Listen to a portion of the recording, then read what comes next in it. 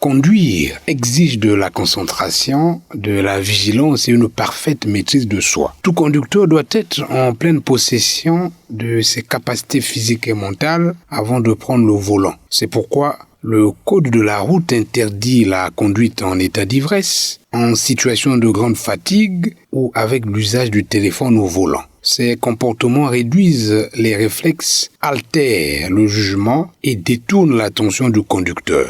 Ils augmentent considérablement le risque d'accident. Le code de la route nous apprend qu'on n'a pas le droit de conduire en état d'ivresse. Quand on est fatigué, on a sommeil, on ne doit pas conduire, on doit se reposer. Mais les conséquences, c'est les accidents. Et quand on est en état d'ivresse, on est une seconde personne. Au lieu que ce soit vous qui réfléchissez, c'est l'alcool qui vous pousse à réfléchir. Et souvent, on réfléchit mal. Pour garantir la sécurité de tous, chaque conducteur est appelé à faire preuve de responsabilité. Avant de démarrer son véhicule, il doit s'assurer qu'il est en état de conduire et éviter toute distraction susceptible de compromettre sa sécurité. Respecter ces règles, c'est contribuer à la prévention des accidents et à la protection des vies humaines.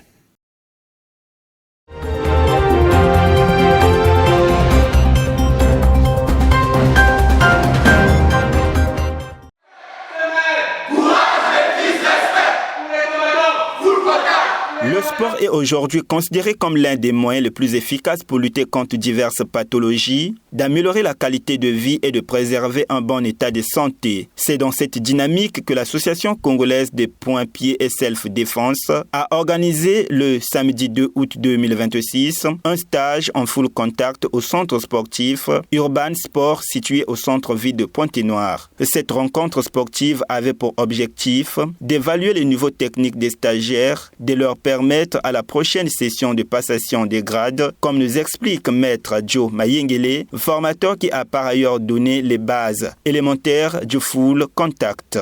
La maison commence par une bonne fondation pour que les murs soient élevés. C'est pour cela que j'ai commencé par un stage de formation pour que je regarde un peu le niveau des enfants, pour programmer leur passation de grade par rapport au niveau que j'ai constaté. À la fin, je penserai à discuter avec leur maître, qui est mon fils, pour établir un programme pour organiser cette passation de grade.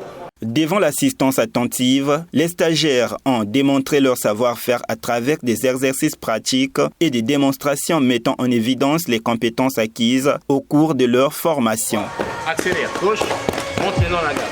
Ok, vas-y, 1, 2, voilà, 3, 4, 5, 6, 7. Au cours de cette cérémonie, les apprenants ont reçu leurs attestations de fin de formation. Parmi eux, Carlos Alves et Peter Lemoamou, et qui se sont dit satisfaits, invitant ainsi la jeunesse à pratiquer le sport. Le diplôme, c'était à la fin de la formation que j'ai beaucoup apprécié. On s'est entraîné tout le long, les profs nous ont expliqué chaque mouvement. On a bien compris et on a beaucoup transpiré, j'ai beaucoup aimé. Le club Chamafoul a existé depuis bien longtemps, depuis déjà plus de 7 à 8 ans. Parce que moi je suis là depuis 2019. Et là actuellement, on a essayé un peu de booster tous ceux qui aiment vraiment la compétition, l'esprit d'apprentissage dans les arts martiaux et autres. Ce qui est vrai, la formation se passe très bien. Si je suis là jusqu'à présent, parce que je me retrouve dans ce que je fais. Je n'imposerai personne de se mettre dans le self de la défense, mais au moins je dirais que intégrez-vous dans le sport car cela apporte en plus dans notre vie. Non seulement dans la santé, mais aussi dans beaucoup de choses car le sport de nos jours a beaucoup d'opportunités, beaucoup d'ouverture. Il s'y est de noter que ce rendez-vous sportif s'est achevé par une photo de famille pour immortaliser la rencontre.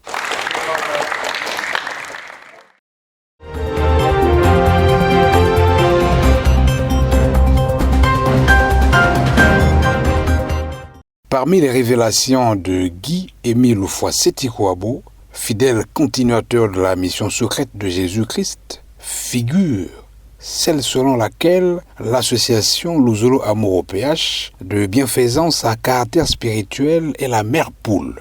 En effet, cette grande association, qui n'est pas une religion, dixit Guy-Émile Foissetikouabo, elle abrite une maison qui abritera toutes les religions, associations et congrégations tous les croyants et non-croyants. Le grand maître de l'EPH dit, je le paraphrase, « Je considère mon association comme la mère poule. » C'est là l'appellation qui lui convient. Cette association est comme une poule qui garde sous ses ailes toutes les religions du monde. Elle est le creuset spirituel mondial. Il convient de retenir que tôt ou tard, tous, croyants comme non-croyants, se retrouveront au sein de l'association Lozolo Amour PH, selon une révélation de Guy-Émile Loufoy-Sétikwabo datant des années 90.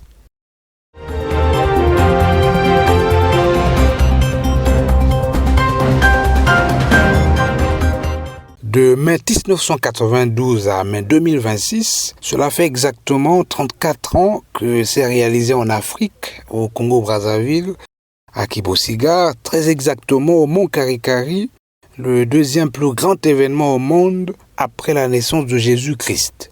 Il s'agit de l'arrivée et de l'implantation définitive de l'étoile de David, qui jadis était restée suspendue au ciel à Bethléem, à l'endroit où l'enfant Jésus était né. Cette étoile a quitté Bethléem, qui n'était pas son point d'atterrissage, pour venir s'implanter au Mont Karikari le 20 mai 1992. La grande et terrible lumière qui jadis conduisit les trois rois mages Melchior, Gaspard et Balthazar à l'endroit où naquit le Christ Jésus, cette étoile, dis-je, a eu à s'implanter sur le Mont Karikari à Kibosigar, localité 6 à 38 km de Brazzaville. Donc, cette lumière-là, une fois qu'elle s'est posée sur le Mont Karikari, elle a roulé, tournoyé de 20h à 3h du matin devant témoins. Le témoin principal, le témoin majeur, c'est lui-même Guy-Émile Loufoy-Sétikwabo, qui nous relate avec force et détail cet événement. Et puis nous avons les habitants de la contrée qui, eux, n'étaient pas exemptés, qui ont eu à constater, qui ont eu à prendre part à cet événement et apeurés. Ils ont même eu à claquer la porte, dormir, se mettre sous le lit parce qu'eux croyaient que c'était la fin du monde, qu'ils ne vivraient plus. Donc c'était un événement terrible, un événement majestueux, un événement qui a stupéfait plus d'un. Pour les habitants de Kibosi, c'était la peur. Parce que cette lumière a brillé à tel point que on pouvait même ramasser une aiguille, à 20h, mais on pouvait ramasser même une aiguille qui était tombée. Les gens ont eu peur, les gens ont fui, d'autres sont rentrés même sous les lits. Bien avant la réalisation de cet événement, le 24 juillet 1991 à 19h45, un ange de l'Éternel apparut à Guy-Émile Loufoy-Sétikwabo afin de lui annoncer que Dieu accomplirait des merveilles en Afrique, au Congo-Brazzaville, pour le bonheur et le bien-être de l'humanité entière. En juillet de 1991, l'ange de l'Éternel, Dieu, était venu lui dire que dans les prochains jours, dans un proche avenir, il y aura un grand événement ici en Afrique et au Congo-Brazzaville. Et le 20 mai, le grand maître revenait de quelque part, donc faire ses prières comme d'habitude. Et quand il regarde, il voit une lumière qui se déplace. Il dit, mais qu'est-ce que c'est? Mais comment serons-nous? En fait, c'était le déplacement. Il a bel et bien vécu cet événement. Et c'est lui qui nous précise la nature de cet événement. L'implantation de cette lumière au Mont Karikari est la réalisation des prophéties contenues dans Apocalypse 21, versets 2 à 3, ainsi que dans Ésaïe 19, verset 19. Cette lumière, c'est Dieu lui-même qui est retourné à son bercail. Parce que la Bible nous dit dans 1 Jean 1, verset 5, que Dieu est lumière. Il est lumière. Donc, l'un des noms que porte l'Éternel Dieu, pour reprendre les termes de Guy-Émile Loufoy-Sétikwabo lui-même, l'un des noms que l'Éternel Dieu porte, c'est lumière. Donc cette lumière qui est venue à Karikari n'est autre que Dieu lui-même qui est revenu à son bercail avec toute sa kybernésie. Nous entendons par là tout son gouvernement céleste. Cette lumière, c'est Dieu lui-même parce que dans l'Apocalypse, il est écrit, lorsqu'on parle de Jésus, Jésus est décrit comme l'étoile brillante du matin. Il est l'étoile brillante du matin. Donc l'étoile n'est autre que Jésus, l'étoile n'est autre que Dieu. Cette étoile qui est revenue, c'est Jésus lui-même qui est venu s'implanter au milieu des hommes. Il fallait bien que cela s'accomplisse ou que cela se fît au cœur de l'Afrique, selon la prophétie biblique. C'est au cœur de l'Égypte que Dieu établirait son sanctuaire. Et depuis là, le mont Karikari est le sanctuaire de l'Éternel, le nouveau temple de Yahvé au piège contre Dieu. Cette lumière a choisi le Congo-Brazzaville parce que ici au Congo-Brazzaville, il y a un de leurs qui est ici, en l'occurrence Guy-Émile Houphouët-Séchoukwabo, qui est l'esprit de vérité, c'est lui l'Esprit Saint. Alors la lumière ne pouvait plus partir ailleurs, sinon que venir là où un de leurs était, en l'occurrence Guy-Émile Houphouët-Séchoukwabo. Lui qui représente la Trinité, lui qui représente Dieu. Parce qu'il dit, je suis le représentant légal de l'OPH. L'OPH, c'est Dieu. Donc ça ne pouvait que s'installer là où un de leurs est représenté. Cette lumière divine a apporté d'importants privilèges à l'humanité. Cette lumière nous a apporté de grands privilèges. Ça a apporté de grands privilèges à l'humanité. Vous savez, là où d'abord la lumière s'est installée au mont Karikari, c'est devenu la demeure de l'Éternel Dieu. Parce que c'est vrai que Dieu habite partout. Mais cette fois-ci, il est venu construire sa demeure définitive au mont Karikari. Donc, mont Karikari est devenu la demeure de l'Éternel Dieu. Et le mont Karikari est devenu la nouvelle Jérusalem, comme il était dit dans l'Apocalypse, que je vis descendre du près de Dieu la nouvelle Jérusalem. Dans la nouvelle Jérusalem, c'est maintenant au mont Karikari. Non seulement le mont Karikari devient la nouvelle Jérusalem, mais cette lumière nous a apporté beaucoup de privilèges. Nous avons, en dehors de ça, nous avons les piscines de Ngetani qui nous sont données. Avant que je ne monte au mont Karikari où est la lumière, je dois me baigner dans les piscines de l'Angetani. Et cette piscine guérit toutes les maladies.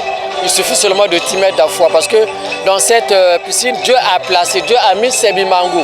Et Sebimangou, si j'ai les maladies, même les maladies inguérissables, trouvent leur guérison dans les piscines de Ngetani. Cette lumière nous a apporté des richesses incomparables, des richesses qu'on ne saurait comparer à aucune autre, notamment la vie éternelle qui est dorénavant disponible. Cette lumière nous a accordé la paix qui est disponible depuis le 12 septembre 1999 à 0h, la vie éternelle depuis le 12 mars 1996 à 2h35 du matin, et nous avons, grâce à cette lumière, les piscines sacrées de l'Angetani, piscines qui guérissent tous les maux, même ceux réputés incurables, que ce soit le sida.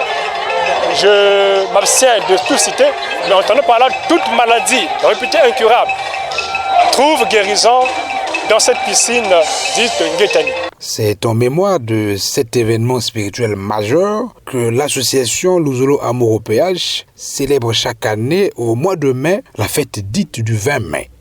En fait, ce que nous célébrons, ce sont les anniversaires de la venue de cette lumière.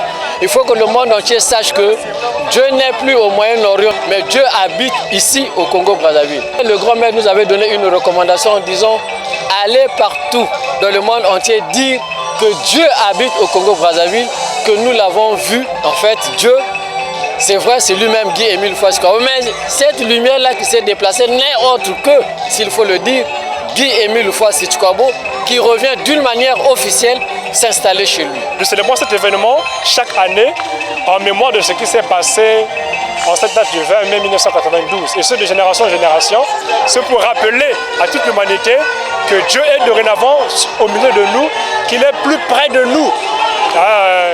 Et qu'au mont Karikari, nous sommes plus près de Dieu. Il est dorénavant parmi nous et nous sommes appelés à devenir des fils de lumière parce que Dieu est lumière. Que nous devons nous dépouiller de toute œuvre morte, nous devons nous dépouiller de tout Magori. Par Magori, nous voulons dire toute œuvre ténébreuse, rejeter le mal sous toutes ses formes et être des êtres de lumière, être des êtres d'amour et du bien. Il convient enfin de rappeler que cette étoile qui guida les trois rois mages Melchior, Gaspard et Balthazar au lieu de naissance de l'enfant Jésus s'est déplacée pour venir s'implanter définitivement en Afrique, au Congo-Brazzaville, à Kibo-Sigare, très exactement au mont Karikari, le 20 mai 1992. Dieu est partout, certes, mais il réside désormais au mont Karikari, où il est descendu avec tout son gouvernement céleste.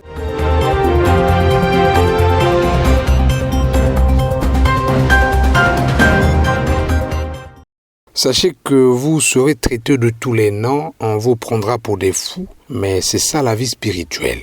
On vous traitera de menteurs, de voleurs et de tous les maux. Sachez seulement que cela est le signe de la marque de l'Esprit de Dieu en vous et que moi, votre Père créateur, je suis dans vos cœurs. Les gens qui vous persécutent n'ont pas l'Esprit de Dieu avec eux et comme vous êtes très différents d'eux, ils vous envient. Voilà pourquoi ils n'hésitent pas de vous persécuter. Si vous étiez dépourvus de l'Esprit de Dieu comme eux, ils ne vous persécuteraient pas. Lorsque la lumière divine qui est le feu du Saint-Esprit éclaire en vous, les gens du monde ne peuvent pas vous aimer. Ils ne peuvent pas dire du bien de vous puisqu'ils vous envient de ce que vous possédez.